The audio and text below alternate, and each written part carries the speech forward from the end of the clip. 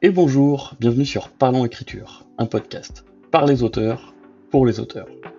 Dans cet épisode, je discute avec Camille Salomon, épisode où tu vas découvrir son parcours, ses échecs, réussites, quelques conseils ou encore en profiter pour en apprendre un peu plus sur sa vie personnelle en dehors de l'écriture.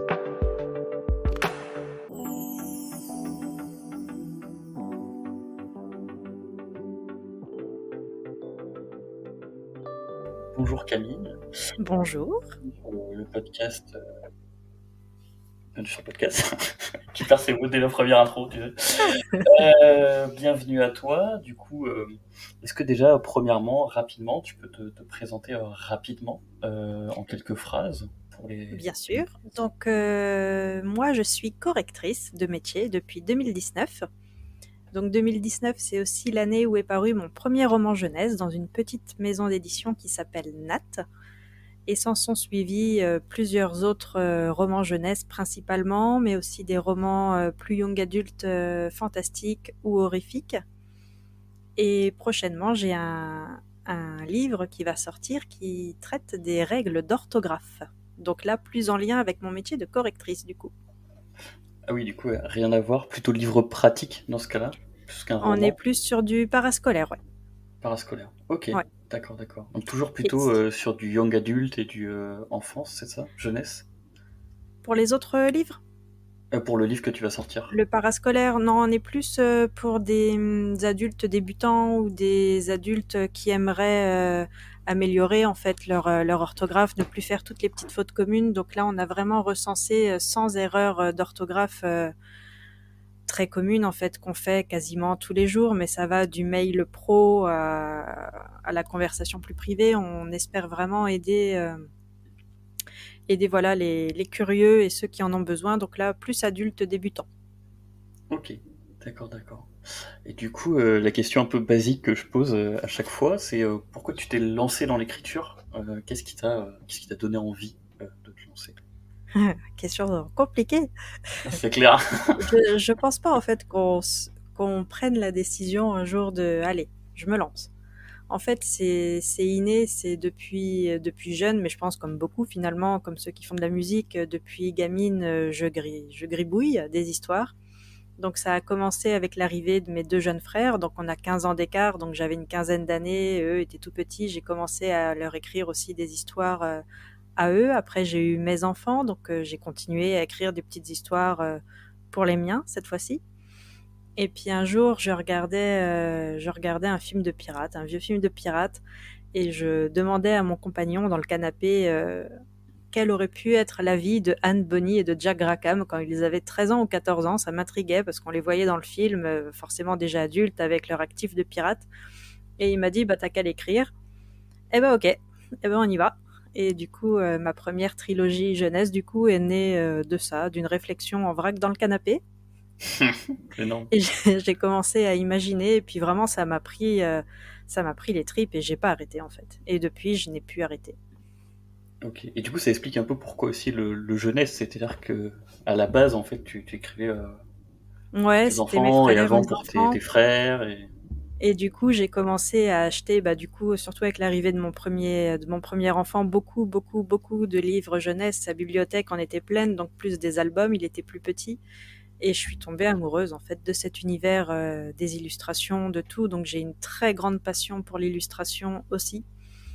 Et, Ok. et vraiment, ouais, ça m'a Tu, pas lâché, quoi. du coup, tu fais toi-même tes illustrations de tes livres ou pas du tout? Ah non, ah non, non. Non, Moi, pas du je tout. sais pas dessiner, mais j'admire le travail des autres. Et du coup, c'est vrai que là, je m'essaye aussi à d'autres styles, et la BD m'intrigue beaucoup parce que ça mêle pour le coup les deux, le scénario, le dessin. Et Ouais, donc voilà, c'est c'est clair. vraiment un univers qui me happe, mais depuis très longtemps. Ok. Et du coup, toujours un peu en rapport avec cette partie jeunesse finalement. Pas forcément, Enfin, pas tu me dire, la forcément BD, c'est pas jeunesse. forcément que pour les jeunes, mais. Non, non, non, le dessin, puis même la BD, enfin, je suis un peu bizarre aussi. C'est que j'aime autant le jeunesse que j'aime l'horreur. Alors on est vraiment aux Ouais, antipodes l'un de l'autre. c'est-à-dire, ça va pas forcément toujours ensemble, quoi. Tu vois, tu Bah vas non, faire mais c'est les un truc deux bien genres que horreur pour j'aime des le enfants. plus. Waouh. C'est vraiment les deux genres que j'aime le plus, donc voilà. D'accord, ok. Aux antipodes. Bah, en même temps, c'est aussi ça la liberté d'écrire. Finalement, c'est t'as pas de t'as pas de barrière quoi. Tu peux faire un Non, peu et ce que puis tu j'ai veux. pas C'est la liberté envie créative. d'être cataloguée dans un genre, donc je pense que le jeunesse primera toujours sur le reste. Je pense que voilà, ça primera toujours. Mais j'ai aussi écrit en coécriture avec un journaliste le récit d'un otage de l'hypercachère. Donc là, on était vraiment encore une fois dans un autre style, dans un autre univers qui n'a rien à voir avec ce que j'ai fait jusque-là, comme l'orthographe. Et donc ça peut être pénalisant parce que pour le coup, je pense que le lectorat se fidélise beaucoup plus facilement quand on reste ancré dans le même univers, quand on reste auteur du même univers. C'est plus facile de fidéliser le lectorat que de s'en éloigner comme je fais. Mais j'ai tellement de choses dans ma tête que j'arrive pas à ne faire que du jeunesse, par exemple. Oui, tout à fait. Après, il y a aussi effectivement le côté lectorat, trouver ses lecteurs, un peu entre guillemets le côté marketing. Mais il y a aussi le côté il faut que tu t'éclates quoi. En vrai, Bah c'est peut-être ça ça. Moi, aussi de ton côté. Tu t'ennuies peut-être aussi à force je dans le développe les jeunesse, non? projets que j'ai dans ma tête à l'instant T, et puis que ça plaise ou non à mes anciens lecteurs, bah tant pis, ça plaira à des nouveaux.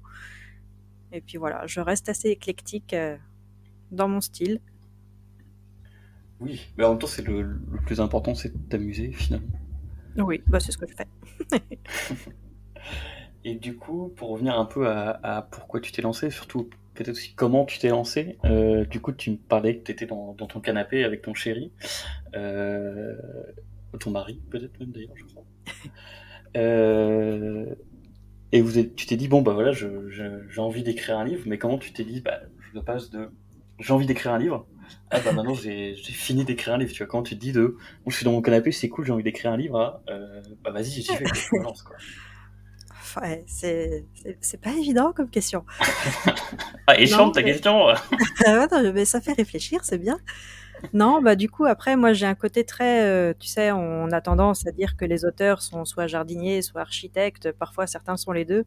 Moi, pour le coup, je suis très très architecte, donc je planifie tout dans mon travail, tout est structuré, et j'ai commencé à faire voilà une histoire au brouillon, on va dire, qui tient sur quelques pages, l'équivalent un peu d'un synopsis, mais c'était le premier, donc 1000 fois plus brouillon qu'un synopsis.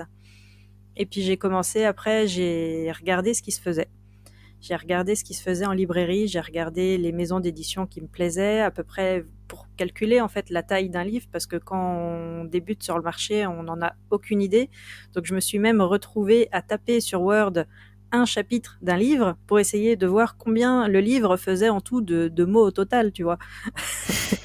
C'est vrai que c'est Parce que c'est vrai j'avais que quand on aucune commence, idée d'un livre, combien il faut de mots pour telle tranche d'âge. Enfin, c'est quand t'arrives, ouais, tu c'est tout m'étonnes. nouveau.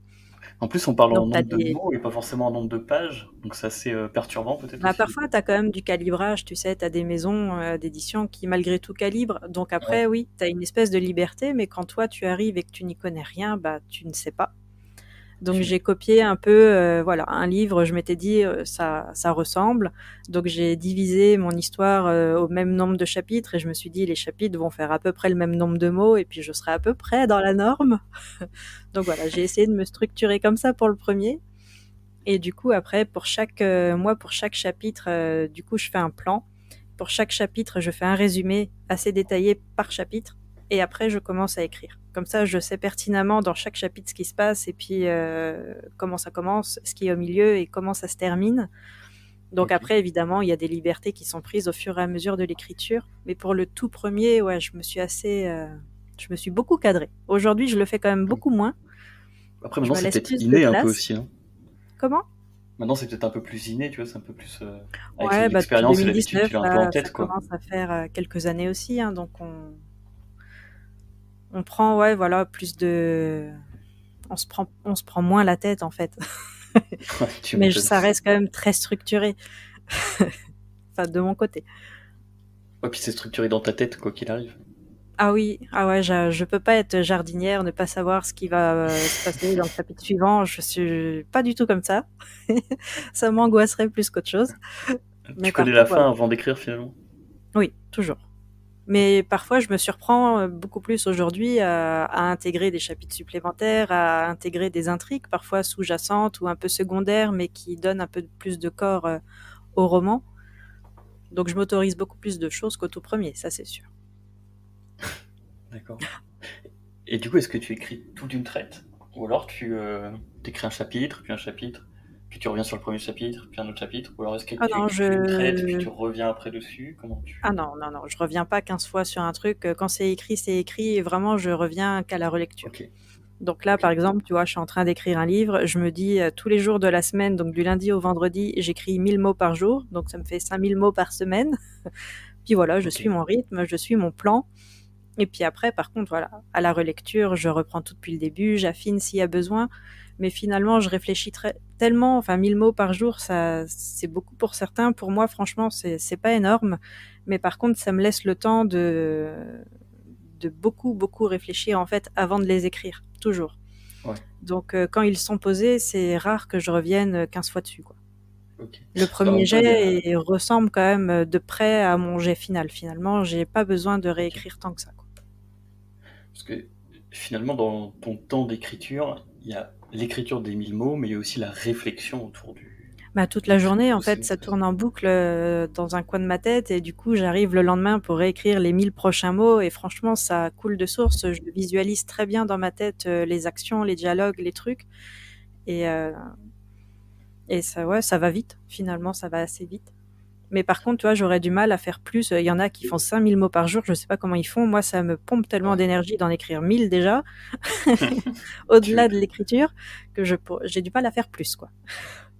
Ouais.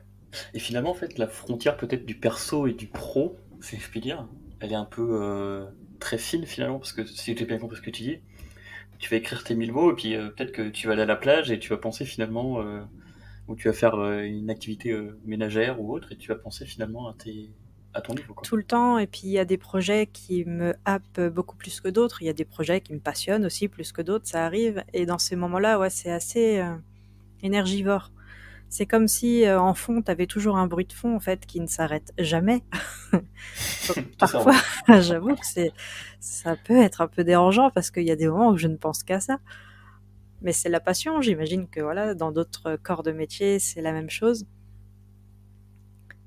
Mais ouais, c'est Oui. pas évident. Après, par contre, tu vois, j'arrive, puis vu que je travaille à domicile, je suis correctrice, donc je suis à mon compte. Donc il y a un côté qui est quand même plus simple.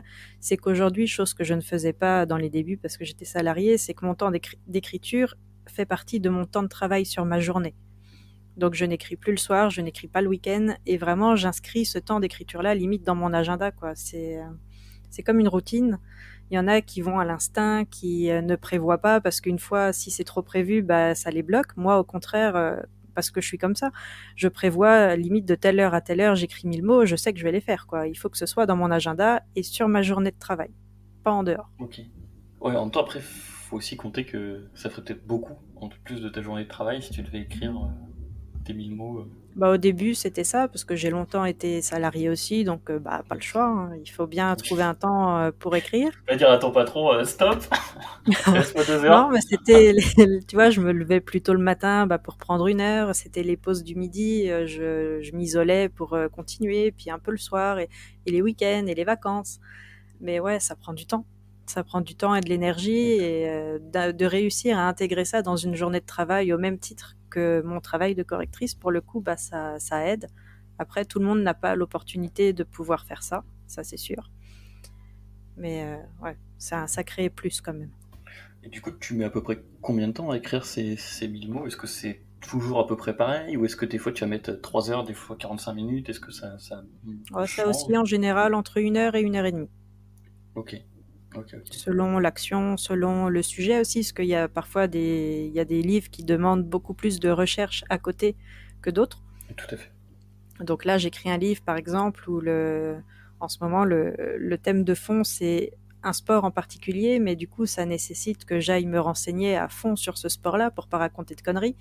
Donc, aller voir des Oui, vidéos de ces gens qui pratiquent ce sport, les entendre parler, lire des interviews, enfin plein de choses comme ça, en fait, pour comprendre un peu un milieu que je ne connais pas forcément. Donc, ça fait partie aussi du temps de travail d'écriture. c'est sûr, c'est sûr, c'est sûr.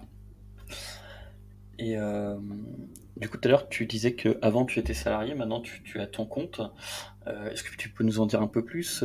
Quelle était un peu la transition entre les deux? Pourquoi avoir choisi d'être à ton compte? Est-ce que tu peux Alors du coup, j'ai fait exercer plusieurs métiers et à ce moment-là, quand j'ai décidé vraiment de me mettre à mon compte, je travaillais à la banque. Donc c'était Ok. beaucoup moins glamour, pas du tout fait pour moi. Rien à voir.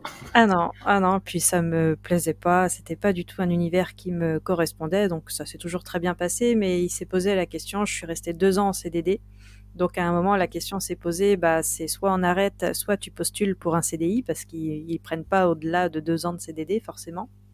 Yes. Donc bah déjà une première décision s'est imposée, j'ai décidé d'arrêter. En parallèle avec ce que la banque a quand même ses avantages, c'est que les primes sont plutôt sympas. Donc j'avais mis mes primes de côté, je me suis payé du coup ma formation de correctrice. Donc c'était un Ok. an à distance. Ok. Donc j'ai trouvé en parallèle un mi-temps. Je suis allée dans un collège D'accord. être surveillante pendant une année à temps partiel. Le Ok. reste, Comme bah, ça, le du coup, tu chômage pouvais faire complétait un petit peu. un temps partiel formation et un temps partiel. Enfin, tu pouvais C'est ça. Bah, faire ça a les deux été en ça. même temps, quoi. Le chômage a complété ce qui me manquait sur Ok. mon salaire, on va dire, et du coup, ça m'a permis bah, de suivre ma formation pendant un an, du coup, en parallèle. Et quand j'ai eu mon, mon diplôme, j'ai arrêté, du coup, bah, à la fin de l'année scolaire, le collège. Donc, il y a eu quelques mois de flottement, un peu bah, chômage, tout ça, forcément. Tout à fait. Et en fait, avec le Covid, bah, étrangement, tout s'est débloqué. C'est que j'ai Ok. commencé à avoir un premier contrat, et puis deux, et puis ça s'est jamais arrêté. Donc Génial ça. l'année 2020, pour le coup, a été très bénéfique pour moi. Donc il y a eu ça.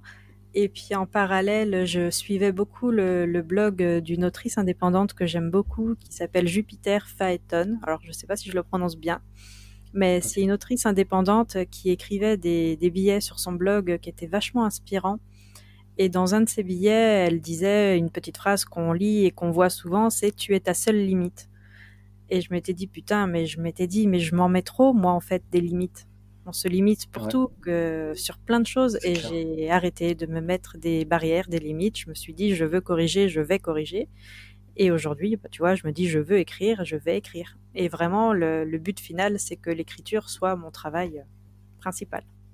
Ok. En plus, si on est tout à fait honnête, t'as déjà pas mal écrit quand même. Enfin, t'es pas à ton premier roman. Oui, et puis là, tu vois, c'est une année un peu décisive. J'ai l'impression, c'est que là, en ce moment, je signe. Bah, tu vois, cette année, j'ai signé 2 contrats intéressants et puis il y a d'autres choses qui se mettent en place. Donc, mine de rien, bah, les avaloirs des livres signés bah, me font Ouais, gagner de l'argent et me font c'est corriger sûr. moins aujourd'hui. Donc, l'argent que je touche de mes livres, bah, c'est du temps de correction que je ne fais pas. Ça permet de compenser, donc je corrige beaucoup moins qu'en 2020 ou 2021 aujourd'hui, parce que les livres me permettent voilà, de ralentir cette activité-là. Donc le but, c'est qu'on continue sur la lancée et que On va faire j'arrive à une développer des transition, donc t'es projets, un à peu en signer période de des projets. transition. Ouais. Et d'ailleurs, est-ce que la correction euh, t'aide vachement dans l'écriture? Pas du tout. Non. Non. Non, franchement, parce que je corrige beaucoup de livres en fait qui n'ont rien à voir avec ce que moi j'écris, mais vraiment rien à voir. Donc je vais Ok. corriger beaucoup de romances ou de livres un petit peu érotiques, des choses comme ça. J'en ai beaucoup, mais je suis très très loin Érotique et d'écrire ce jeunesse, c'est genre pareil, de. c'est pas ouf. Ah non, ça m'inspire pas, tu vois, pour écrire des livres jeunesse. C'est clair. Heureusement. On va éviter. Je corrige aussi pas mal de mangas chez Michel Lafon, mais c'est pareil. Enfin, c'est des histoires qui sont un peu romantiques, un peu ou sportives. Ça arrive aussi, mais c'est pas du tout. Et puis c'est pas écrit Non. pareil qu'un roman finalement. Ouais, La donc structure est pas du et tout la puis à même. côté de ça, je corrige aussi pas mal de pratiques ou de beaux livres, par exemple, donc sur des Ok. sujets hyper variés, mais qui sont très loin de ce que j'écris. Enfin, non, franchement, tu vois, ça développe, j'imagine, tu vois, même sans que je le sache, des choses dans mon imaginaire, peut-être. Mhm. Mais non. Sinon, ça m'a jamais, tu vois, je me suis jamais dit, oh là là, je veux écrire la même chose, quoi. Oui, c'est sûr. C'est Mm. sûr. Rien à voir. Et question con, tiens. est-ce que du coup tu fais corriger tes livres? Ou Ah est-ce bah oui, que pas du tout? Ah, ah tu les puis il fais faut. corriger quand même? Ouais. Non, non, non, Même bah en tant oui. que correctrice? Déjà, les maisons d'édition ont leurs correcteurs, donc de toute façon, que je le Oui, veuille ou pas faux. pas, ça passera entre les mains d'une correctrice. Et il vaut mieux parce que moi, en tant qu'autrice, enfin, c'est pas la même chose. Tu sais, quand t'es à fond dans ton histoire, il y a des fautes très bêtes que je laisse passer dans mes propres écrits parce que je suis tellement dedans que bah, le cerveau Ouais, occulte un tu prêtes peu pas attention. ce côté-là. Donc oui. Donc globalement, les manuscrits sont quand même assez propres. Je pense pas que les éditeurs s'arrachent les cheveux sur mes textes, hein. Les corrections sont pas ouf. Hein. Il y en a pas des milliers, mais il y en a quand même. Donc oui, heureusement qu'il y a un correcteur derrière moi aussi. Ouais, puis il faut, ouais, il faut. Puis au-delà en fait des fautes d'orthographe, c'est que parfois il peut y avoir des incohérences. Donc on parle du correcteur, des fautes d'orthographe, mais tu sais, tu as aussi tout le côté cohérent où au début de ton chapitre, il va avoir les yeux bleus et puis à la fin de ton livre, il a les yeux marrons. Et en fait, c'est ce regard extérieur, et ça m'est déjà arrivé, qui est vachement important au-delà des erreurs de syntaxe ou autre. Ouais. C'est toute la cohérence. Ouais, puis des fois, comme tu dis, il y a la cohérence, puis même la cohérence dans ce que tu racontes. Il y a des fois, il y a des passages, il y a un chapitre complet où ça va être hyper propre, et puis des fois, il y a 5 lignes, bah, en fait, toi, dans ta tête, c'est hyper clair, et ton correcteur, il dit, je suis pas sûr d'avoir compris. Et si ton Bah, ça correcteur, qui a arrive. l'habitude de corriger des livres, a pas compris, tu peux être quasiment certain que les lecteurs, normalement, ils vont avoir du mal aussi, quoi. Non, c'est ça qui est bien. Ou alors ça arrive qu'on se répète 15 fois, quoi. On a déjà dit des Ouais, choses 3 fois avant et on continue de le dire après et on se dit, mais là, stop, quoi. Mais on se rend pas compte quand on écrit de ce genre de petits défauts, donc vive tu les m'étonnes. correcteurs. C'est clair. C'est clair, c'est clair. Non, c'est super, super important, en vrai, comme tu le dis. Et du coup, donc aujourd'hui, tu as écrit beaucoup de livres. Quelle est un peu la suite? Tout à l'heure, tu disais que tu avais d'autres projets peut-être derrière. Est-ce que tu peux en parler un petit peu? Alors du coup, là, j'ai mon livre d'orthographe qui sort le 22 août. Et je lance derrière un podcast le 28 août, normalement, si Ok. tout va bien, sur la langue française aussi. Et l'année On peut prochaine, on pourra le comment? retrouver où ce podcast? Est-ce que tu peux Alors, le il dire? sera sur toutes les plateformes. Je vais le développer sur Ocha aussi. Donc après, Ok. il sera dispo, voilà, partout. Ça va partir Sur partout. mon site également. Et donc, ça s'appellera Hortoculture. Donc, on Ok. sera vraiment Je croyais que tu n'étais pas sur. jardinière. Ah ouais, je vais cultiver la langue française avec vous. Et ouais, j'ai vachement hâte. Ça va être super bien. Et dans la foulée, là, du coup, je viens de signer un contrat avec les éditions Le Robert. Donc, je vais Ok. travailler avec Le Robert voilà, sur un projet de livre. Ok. Donc, on continue dans le parascolaire, dans le scolaire. Et franchement, là, c'est un truc que Top. j'ai vraiment envie de développer beaucoup. Bah, t'as raison. Fonce. Ah ouais, donc voilà, il y a déjà ça. Et sinon, au mois d'octobre, pardon, j'ai un roman pour ados qui sort chez Scrinéo. Donc qui Ok. aborde l'histoire de Jeanne Barret, donc une des premières femmes à avoir fait le tour du monde, D'accord. Ok. déguisée en homme au 18e. Déguisé en homme, puisque les femmes n'avaient pas le droit, c'est ça à l'époque. Voilà, ouais. Bah, les femmes déjà sur un bateau, c'était hors de question. Ouais, Et les femmes en dehors de la maison, c'était pas terrible non plus. tu Donc faire m'étonnes. le tour du Les monde, pauvres. c'était un peu compliqué. Et en fait, cette femme-là, elle était enfin, elle était amoureuse des plantes. La botanique, elle était passionnée par la botanique. Et son amant était médecin et naturaliste. Et du Ok. coup, elle l'a suivi sur l'un des bateaux de Bougainville.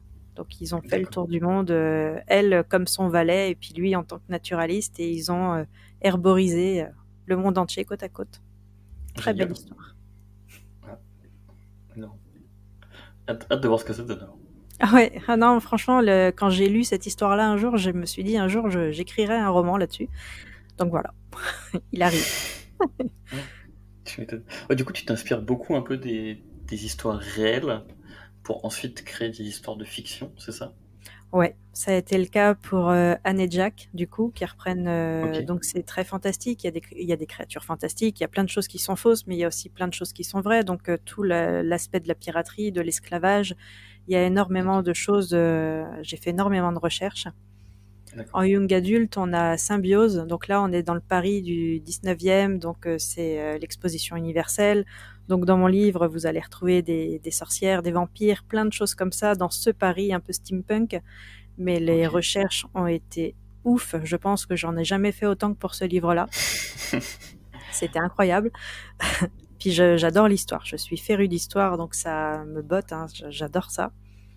Ouais, Et donc là, t'aimes du bien faire coup, des recherches en fait. Enfin, ça te oui. dérange pas, au contraire, Ah t'adores. non, non, non, j'adore fouiner, j'adore aller voir les photos, tout ça. Et puis pour Symbiose, du coup, c'était beaucoup, bah, tu sais, les vieux plans de Paris du 19e, donc les noms de Ok. rues, enfin tout pour que ce Ouais. soit le plus réaliste possible en fait. Donc les cartes postales, tous les vieux, j'ai déniché des vieux bouquins sur l'Expo universelle, vraiment des vieux livres poussiéreux. Mais j'adore ça.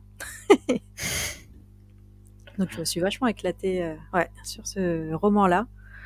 Et là, du coup, en début de mois, j'ai un roman, bah, pour le coup, plus horrifique qui est sorti, qui s'appelle Pluie rose.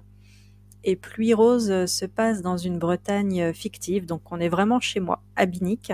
Ok. Donc il y a des noms de rues qui sont les mêmes, des noms de sentiers sur la côte qui sont les mêmes. Et j'aborde beaucoup la pollution et les algues vertes. Mais tout est tiré, pareil, D'accord.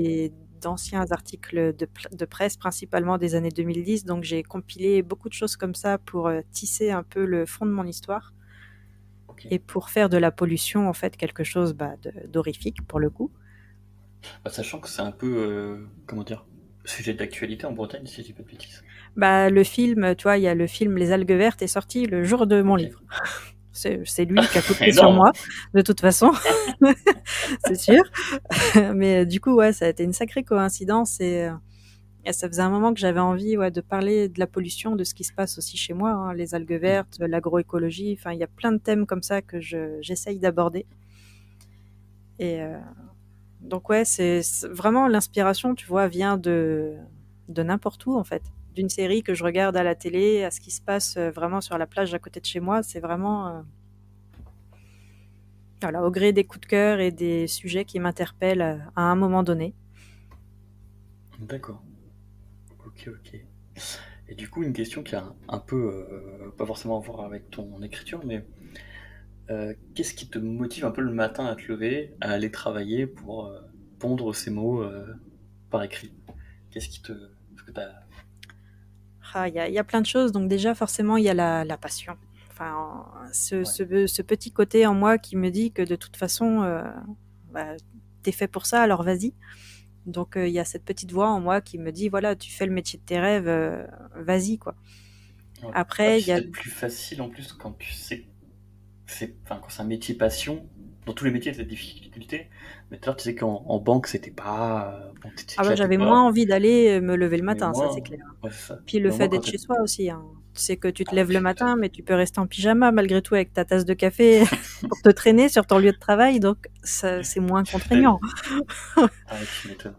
Donc oui, il y a la passion, et puis au-delà de tout ça, après, il y a bah, le fait d'avoir mes enfants. Enfin, j'ai vraiment envie que mes enfants voient que une passion, c'est pas forcément qu'une passion, c'est qu'on peut vivre aussi ses rêves au quotidien. Moi, c'est ce que je fais tous les jours et pour rien au monde, j'aimerais changer de métier. Je me vois pas du tout faire autre chose. Donc Ok. voilà, il y a l'image que je renvoie à mes enfants, les choses que j'ai envie de leur transmettre. Ah, c'est Il y a beau. plein de choses hein, qui me donnent envie de me lever et de faire ce que je fais tous les jours. Et puis il y a les lecteurs. J'ai vécu des moments très forts avec des petits lecteurs pour le coup.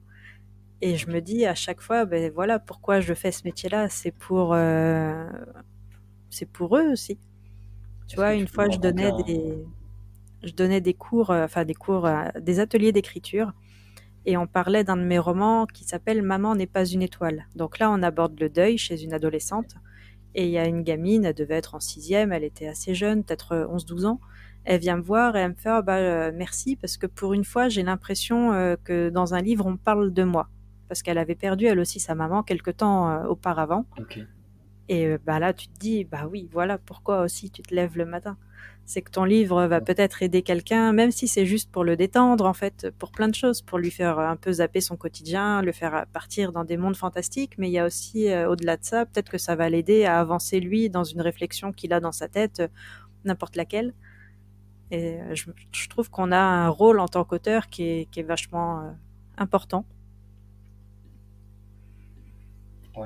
Ouais, puis c'est beau d'avoir cette liaison entre guillemets entre un lecteur et l'auteur, quoi, parce que Bon, on a surtout dans tous, ces je pense, moments-là où en tant que lecteur, on a tous été bouleversés, j'imagine, à un moment donné par un livre ou à avoir une espèce de déclic, un truc qui fait tilt.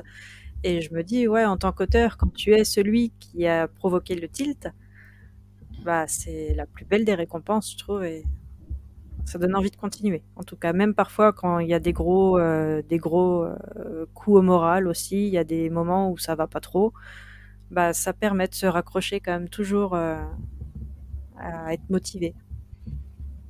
ouais, tu m'étonnes, tu te sens utile, quoi. Bah, c'est ça, et ça fait du bien aussi de se sentir utile parfois, pas forcément toujours, mais parfois ça fait du bien de se dire bah, qu'on a joué un rôle peut-être même tout petit dans la vie de quelqu'un d'autre pour l'aider à aller mieux. Bah, ah ouais, je trouve ça C'est vachement clair. important. Ah, puis des fois, il suffit d'un petit déclic qui va changer la vie de quelqu'un et ça peut être Bah, juste tu vois, moi en c'était lisant cette quelques petite lignes d'un phrase là, livre. tu es ta seule limite sur le blog d'une fille que j'ai jamais vue de ma vie. Bah voilà, bah, c'était cette phrase-là à ce C'est vrai. moment-là, vraiment au bon moment. Bah oui. Ouais. Donc tu vois, le Pluie rose bah, parle des algues vertes, donc c'est très la vision que je donne est très pessimiste, hein. Mais le but, c'est ça aussi, c'est que ça permette une prise de conscience, quelle qu'elle soit, sur un thème, ou alors de faire connaître tout simplement un thème, et c'est Ouais, des important. Je personnes trouve qui qu'on a un rôle s'en à rendent pas jouer. forcément compte. Ouais, il y a un message derrière, en vrai, à faire passer derrière les Et livres, c'est même ça. sur un simple livre, enfin simple entre très gros guillemets, d'aventure dans un monde de fantasy, enfin vraiment les trucs que les gens en général dénigrent beaucoup. Je trouve qu'on permet peut-être à un enfant, malgré tout, ou à un adulte, hein, de s'évader, de fuir peut-être des problèmes qu'il a au quotidien, de l'amuser, de l'émerveiller. Bah, tout ça, ça vaut le coup de se lever le matin aussi. Ouais, puis c'est vrai que c'est un peu. Des fois, quand on lit un livre aussi, c'est aussi pour sortir de son quotidien, finalement. Et on en a besoin. Ouais. On en a besoin, et c'est là tout l'intérêt de l'imaginaire aussi, c'est que ça dépayse. Mais là, pour le coup, ça dépayse vraiment parce qu'on est dans des lieux qui n'existent pas. Ouais. Et ouais, on est nombreux à avoir besoin de ça, surtout en ce moment. Oui, c'est sûr, c'est sûr. Puis ça permet de penser à autre chose. Oui. Et tiens, question un peu rigolote, si je puis dire. Qu'est-ce que la plupart des gens ne comprennent pas ou comprennent mal un peu à propos de ton métier, de ton travail? Je pense que je pense qu'ils comprennent pas en fait pourquoi je pars pas tout le temps en vacances. Tu sais, pourquoi je mène pas la grande vie alors que j'ai 15 livres à mon actif. Parce que les gens comprennent pas qu'en fait c'est quand même très mal payé quoi. Oui, c'est pas faux. Donc je Et pense que ça je sais ça pas si on peut donner des chiffres, mais on marche les très gens, peu tu quand même leur sur un dis, tu as livre qui est écrit 10 vendu. romans, pour eux, tu passes ta journée à écrire avec le son des petits oiseaux en fond, et tu pars en vacances au ski et à la mer. Mais en fait, non, parce que tu es quand même Genre, tu obligé bosses de faire 2 heures autre chose par à jour côté et puis pour avoir des après, sous, quoi. basta, quoi. Alors, ça, je pense que c'est vraiment la plus grosse incompréhension. Pourquoi je mène pas, tu sais, la grande vie avec le nombre de livres que j'ai pu écrire, quoi. Pour celui qui Ouais, connaît pas trop, tu vois, le monde du livre. Après, ouais, sur tu mon m'étonnes. métier de correctrice, ça, c'est plus les réflexions peut-être de personnes un peu plus âgées. Là, je pense à ma grand-mère, mais qui, elle, ne comprend pas qu'un auteur à succès ait besoin d'un correcteur. Parce que pour elle, un auteur à succès écrit comme c'est dans le livre, tu vois, il n'y a pas d'intermédiaire. Ouais, Donc, un grand auteur ne fait pas de faute. Donc, elle a mis du temps à comprendre hein, que mon métier, bah si. si en fait. Ouais, puis en même temps, c'est aussi un travail d'équipe, écrire un livre parfois. Bah oui, mais c'est vrai Et que, parfois, tu tu te vois, quand rassures pour tu les. connais pas du tout le monde du livre, pas plus tard que hier, j'étais en discussion avec une dame à la terrasse d'un café, et elle était avec ses 2 enfants qui sont adolescents. Et la gamine, du coup, en m'entendant causer, elle a percuté que j'écrivais des livres. Et du coup, la gamine écrit des livres, et elle m'a dit correcteur, mais elle avait jamais entendu ce métier-là de sa vie, quoi. Elle devait avoir 16 ans, j'en sais rien, dans ces eaux-là, 16 ans, 17 ans. Elle savait même pas que c'était un métier qui existait. Elle me disait traducteur, oui, elle comprend, Mhm. parce que les livres, voilà, il faut bien qu'ils soient en français. Mais Yes. alors correcteur, Ah ouais. Et pourtant, la jeunesse d'aujourd'hui, tu vois. Je me dis, c'est des Ouais. métiers de l'ombre, Ouais, mais c'est des beaux métiers, des métiers qui sont importants. Et bah, qui permettent, oui, sans quand tu études lis un derrière, il n'y livre, a pas de de livre, pas. quoi. Non, non, bah, c'est clair. Mais ouais, trop peu, on en parle trop peu. C'est clair. C'est clair. Et en dehors un peu de l'écriture, qu'est-ce que tu fais dans la vie perso? Est-ce que tu veux en parler? Est-ce que tu as des anecdotes à nous raconter ou autres que tu fais en dehors de Euh, l'écriture? En dehors de l'écriture, moi, je pense que ce que je préfère faire, donc parfois aux grandes dames des gens de ma famille, c'est la rando. Ah ouais, J'adore la rando. Et ça d'accord. me vide la tête. Pour le coup, tu vois, je réfléchis même pas à mes histoires quand je marche. Et puis quand je marche beaucoup et que je me fatigue, pour le coup. Mais je pense que, voilà, comme beaucoup de personnes qui vont faire du sport, n'importe lequel, ça me fait un bien fou. Donc, je suis très rando. Donc, mon mari un peu moins. Les enfants, bon, ils sont habitués maintenant. Donc, bon, on essaye de pas faire des trucs trop, trop longs non plus. Mais Ouais. ouais, je pense que c'est Tu fais l'activité que que je en préfère. famille ou des fois tu vas toute seule? Tu te dis, tiens, je vais me faire une petite rando, je Non, marche pendant une bah, heure et demie. c'est peut-être un peu idiot, mais toute seule, j'ai peur. Donc, enfin, Ah, c'est ok. bête, mais tu vois, d'aller me balader 2 heures en forêt toute seule, bah, je suis pas rassurée. Ça peut Donc, se en comprendre. général, ouais, non, plutôt en famille. Puis tout seul, tu vois, j'aime moins, parce que j'aime bien quand même, je cause pas mal, donc je m'ennuie un peu quand je suis toute seule. Surtout qu'en Bretagne, il y a quand même des très jolis coins. Si je Ouais, dis pas de bah, et conneries, puis t'es tu dans les vois, Côtes bizarrement, d'Armor, bah, toi? c'est pas au bord de la mer que je vais, quoi. Je suis très Ah ouais? forêt, beaucoup plus forêt que bord de mer. D'accord. Ok. Donc, euh, donc ouais, la rando, ça c'est mon truc. La rando. Ah, puis ça te permet de te vider la tête quand t'es épuisé mentalement, peut-être? Bah oui. Ah oui, mais carrément. Et puis l'épuisement mental, bah, c'est vrai que quand tu es à ton compte, c'est quelque chose dont on parle de plus en plus et c'est bien, mais enfin, c'est hyper fatigant, on s'en rend pas compte parfois vu de l'extérieur, mais quand tu es à ton compte, bah, tu exerces 1000 métiers à la fois. Donc, tu es à la fois dans le marketing, et puis dans ton métier, et puis dans la compta, et dans plein d'autres choses. T'es ton Donc oui, propre assistant, ta propre secrétaire, ton propre c'est ça. comptable. Donc ouais, c'est parfois très stressant. Et puis tu vois, c'est aussi des côtés où si tu perds un client hyper fidèle, parfois, bah, c'est ton activité qui peut se casser la gueule aussi, hein. En tant qu'auteur, c'est le fait que si tu publies pas suffisamment, bah, on t'oublie. Ça arrive aussi. Ouais. Enfin, c'est des peurs comme ça que tu as. En plus, tu sais, en bruit de fond, encore une fois, dans ta tête, où tu te dis, bah, tu te sens obligé, en fait, de te donner à fond tout le temps, tout le temps, tout le temps. Ouais. Alors que non, donc il faut réussir à lâcher prise, mais c'est pas toujours évident. Donc ouais, Ça, c'est sûr. la marche, moi, me fait du bien, beaucoup de bien. D'accord. Et d'ailleurs, en parlant de ça, est-ce que tu as quelqu'un qui te. Enfin, est-ce que tu as une ou plusieurs personnes qui te soutient, qui un peu te mentor tout au long de son activité, que ce soit un proche, un ami, quelqu'un extérieur ou Ouais, je pense qu'il y en ta famille? a, voilà, dans la famille. Mon mari va être le premier parce il a été longtemps à son compte aussi, donc il sait ce que c'est.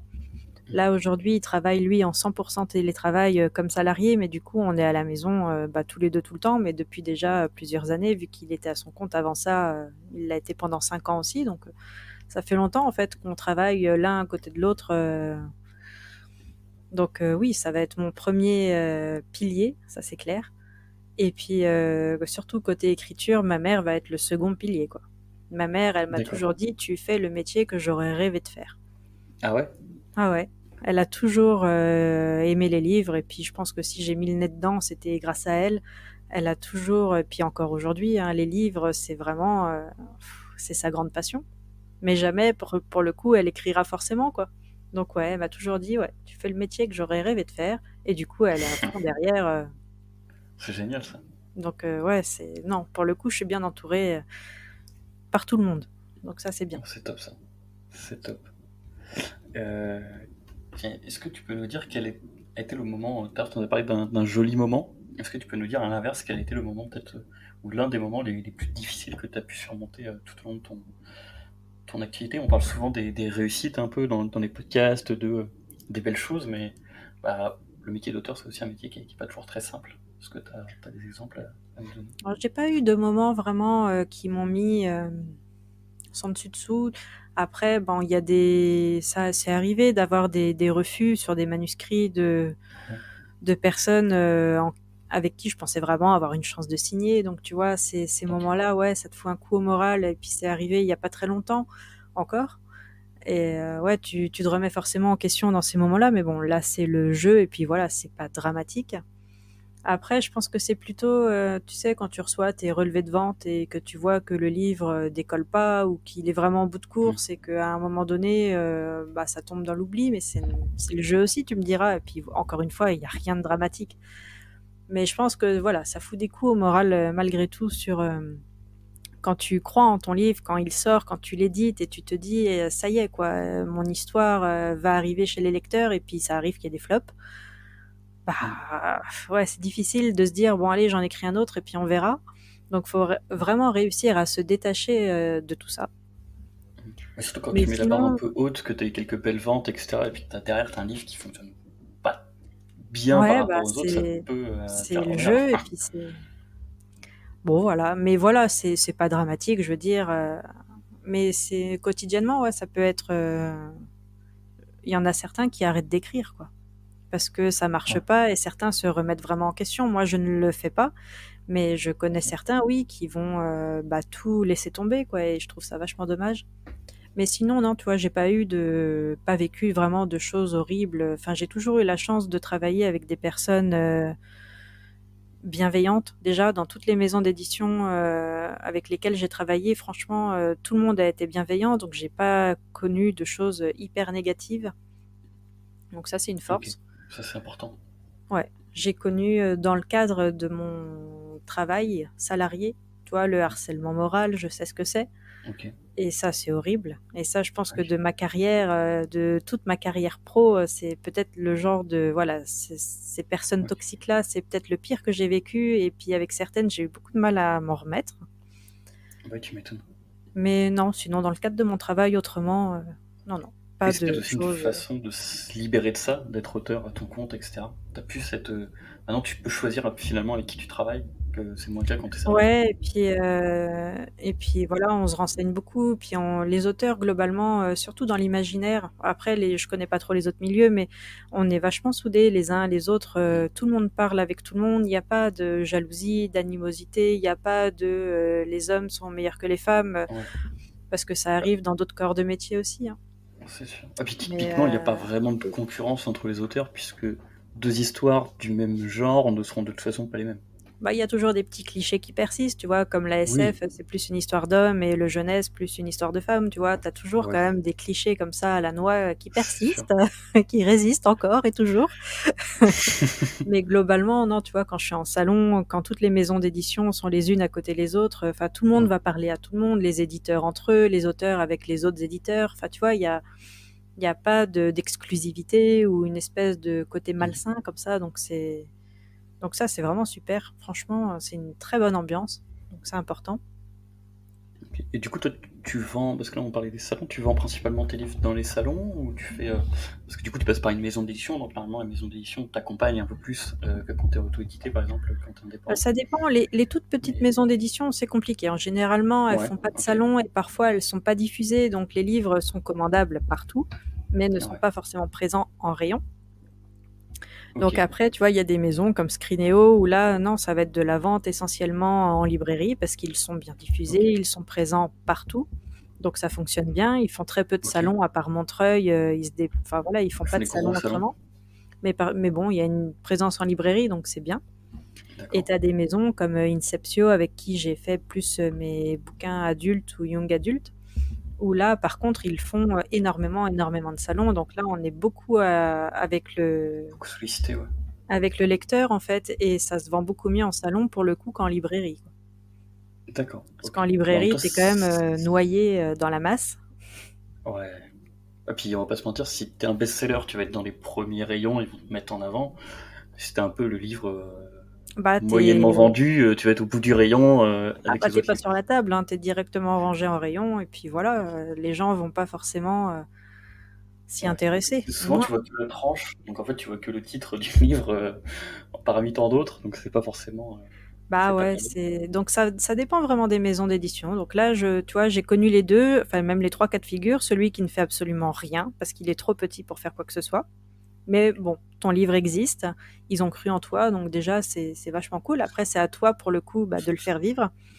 Le côté librairie, exclusivement librairie, et le côté quasiment exclusivement salon.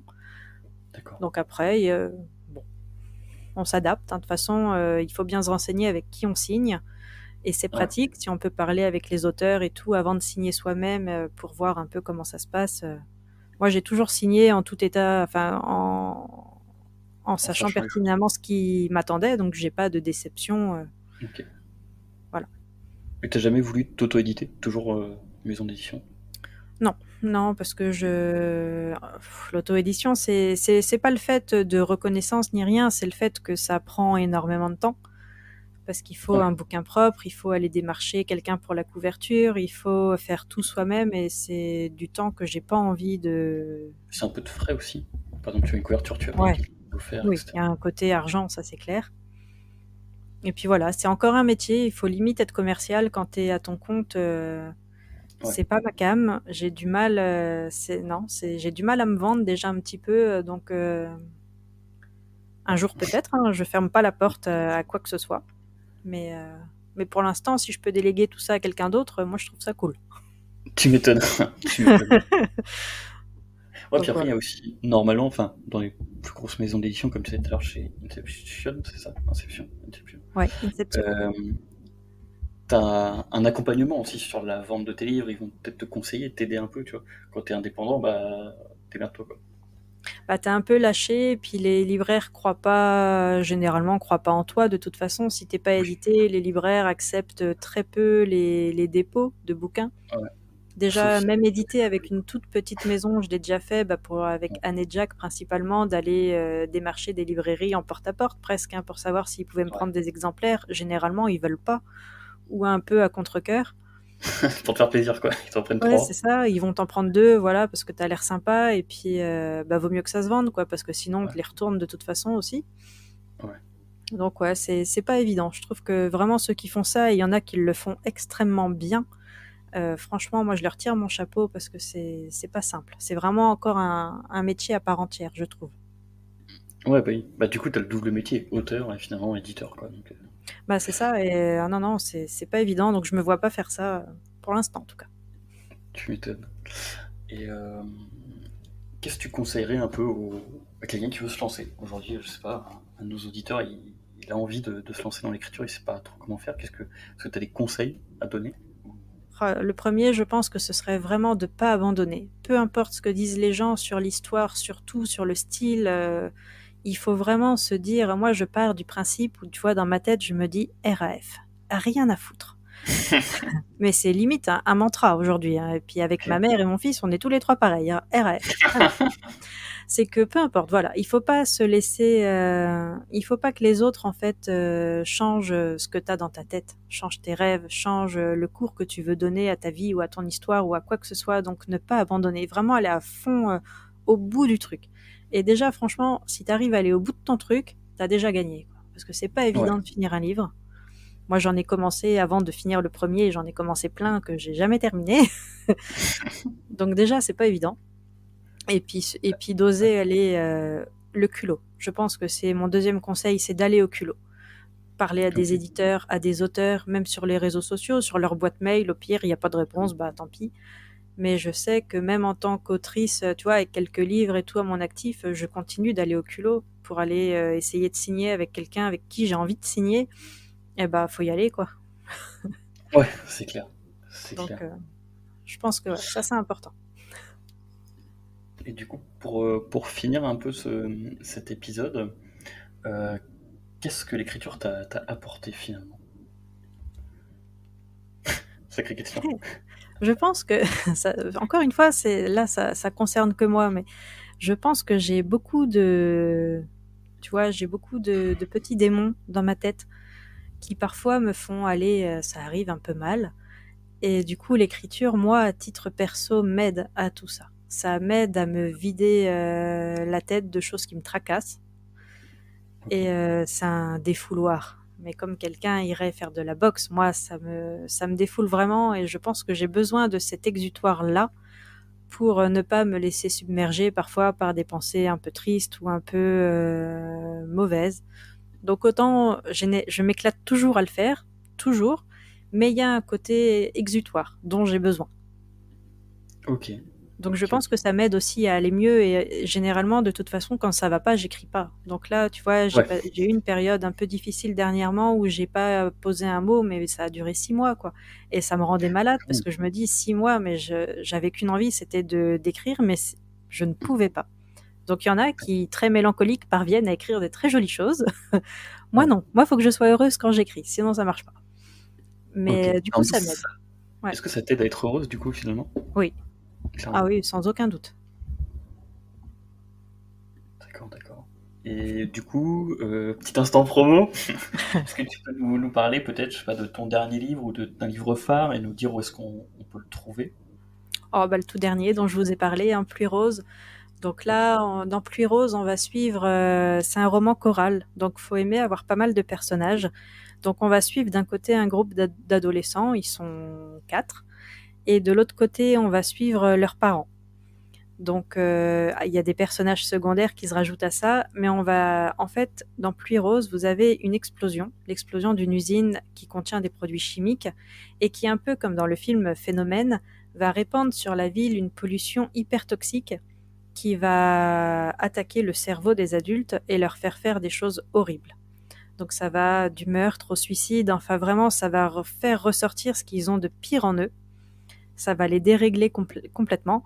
Et leurs ados, eux qui ne sont pas encore touchés parce qu'ils ont encore, ils portent un peu l'espoir aussi du monde, vont essayer de trouver une solution. Et donc ce sont là pour le coup c'est vraiment la jeunesse qui va permettre d'amener des solutions, en tout cas. Et puis c'était aussi pour lutter un peu contre le truc, les jeunes sont feignants, les jeunes ceci, les jeunes cela. Bah en fait non, je pense que, puis on le voit aujourd'hui avec des figures style Greta Thunberg, des jeunes femmes comme ça, c'est que la jeunesse, bon sang, elle peut être vachement fédératrice. Oui. Donc là, on a cette pollution, et cette pollution qui est incarnée par une entité qui s'appelle le voilé. Donc c'est une entité qui en fait se venge un peu des humains, un peu comme un esprit de la terre, tu vois, qui se vengerait des humains parce qu'il en a marre d'être pollué lui aussi, et qui met dans l'esprit de ces adultes-là en fait des mauvaises choses pour se venger. Ok. Donc voilà. Je pense que celui-là, j'ai pris beaucoup de plaisir à l'écrire pour le coup. J'étais un peu sadique.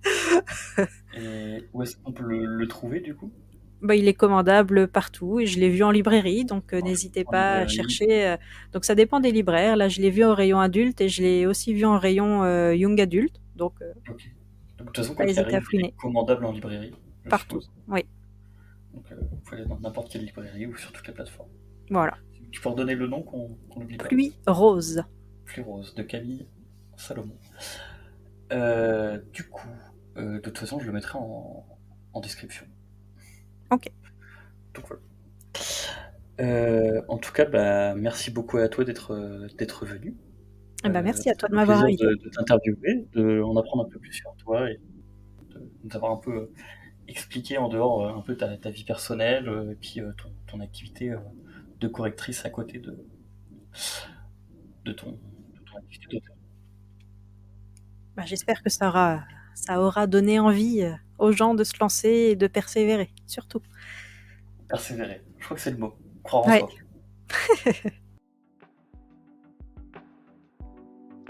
Merci à toi d'avoir écouté cet épisode et surtout merci à Camille Salomon d'avoir été parmi nous.